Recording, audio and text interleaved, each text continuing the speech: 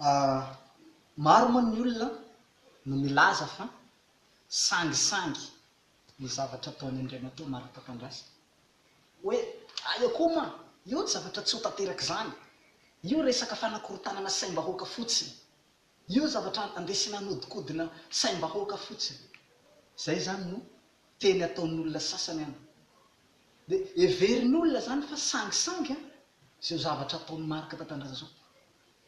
Fa eto aho dia manamafy fa tsy sangisangy ty ry havana, fa programa efa voapetrapetraka, programa efa voaomana, ary zavatra tsy maintsy ho tanterahana eto Madagasikara.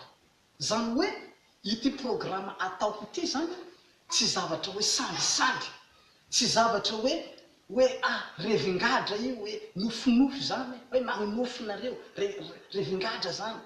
Za dia milaza aminareo fa tsy sangisangy ty zavatra ty ry havana, fa programa efa nomanin'Andriamanitra, programa efa nomanin' Jesosy Kristy nandritsy ny taona maro. Impiry moa ny Baiboly nanao pibo, nanao fanambarana mikasika an'izao fanjakan'Andriamanitra. Tsy haiko nataonareo tsy anjery maimbo le teny manao hoe rainay izay ny an-danitra ho masinana ho tonga neny fanjakana. De hoe izy nareo hoe tonga anatin'ny fotsika ny fanjakan'Andriamanitra. I Jesosy tsy niteny tonga anatin'ny folo ny fanjakan'Andriamanitra, fa niteny ho tonga neny fanjakanao. Ny ety an-tany fa tsy ny ao anatin'ny folo, fa ny ety an-tany ho tahaky ny any an-danitra. Tany ny anteny Jesosy ao fa tsy folo. Donc le fahatongavan'ny fanjakan'Andriamanitra eto an-tany, fa tsy hoe fanjakan'Andriamanitra zao any an-danitra any fa tsy ety an-tany. Aza dika vilana ohatran'izany ny soratra masina. Fa tsy adala Jesosy niteny mibebay ianareo fa kaiky ny fanjakan'Andriamanitra, ary ho tonga ane ny fanjakanao. Ny ety an-tany Madagasikara io dia ho tahaky ny any an-danitra, ary atao ane ny sitraponao.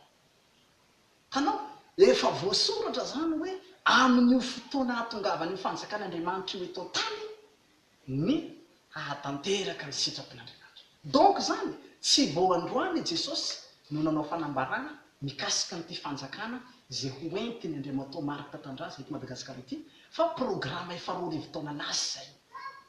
Ary zay nahatonga Jesosy ho toriana amin'izao tontolo izao ty fanjakan'Andriamanitra ty, ambara ka amafisina eto Madagasikara izy am'izao. Ka eto aho dia manao fanambarana amintsika revoaka malagasy fa efa zavatra voaomana hatramin'ny ela ty, ary tsy zavatra sangisangy, fa tena zavatra efa napetrapetraky Jesosy.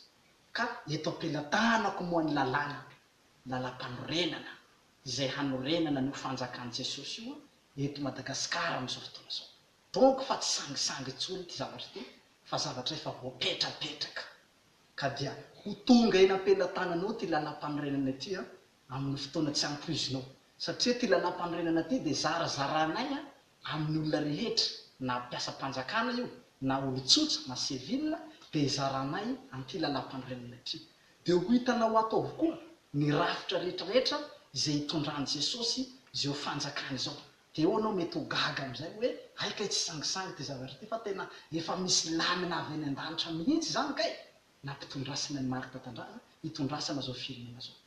Ataoko fa tena eo anao vao tonga saina amin'izay hoe tena programan'i Jesosy ty fa tsy programan'olombelo intsony. Zao ne mahatonga zaho miteny aminareo mpanao politika hoe aza milatsaky intsony ianao, fa manjary mifaninana amin'i Jesosy. Mijanona nareo mpanao politika fa ity zavatra ty fa tsy voasaka nareo intsony iny.